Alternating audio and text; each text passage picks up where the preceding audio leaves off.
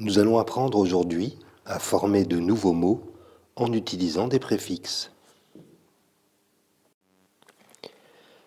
Un préfixe est toujours placé devant un mot de base que l'on appelle radical pour former un nouveau mot que l'on appelle mot dérivé et qui aura un sens différent.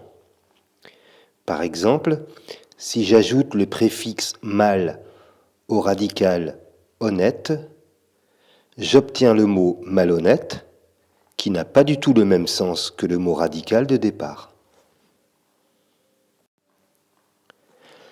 Lorsqu'on ajoute un préfixe à un radical, on obtient toujours un mot dérivé qui sera de même nature que le radical.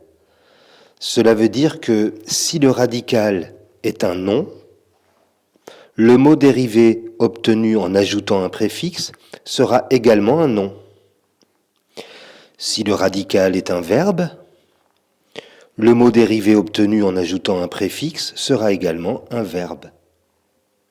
Si le radical est un adjectif, le mot dérivé obtenu en ajoutant un préfixe sera également un adjectif.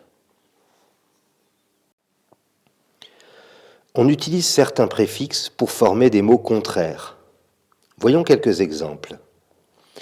Le préfixe in, correct, incorrect, attendu, inattendu. Le préfixe il, légal, illégal. Le préfixe im, possible, impossible. Le préfixe ir, régulier, irrégulier. Le préfixe mal, chance, malchance. Le préfixe de accent aigu ou de accent aigu s, faire, défaire, ordre, désordre. Les préfixes pré ou post nous indiquent une notion de temps. La préhistoire est la période qui se situe avant l'histoire. Prénatal, avant la naissance. Post-natal, après la naissance. Le préfixe re précise une répétition.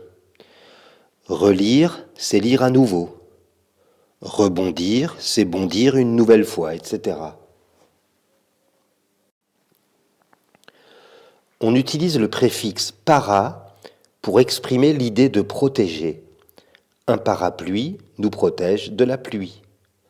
Un paratonnerre nous protège de l'orage, etc.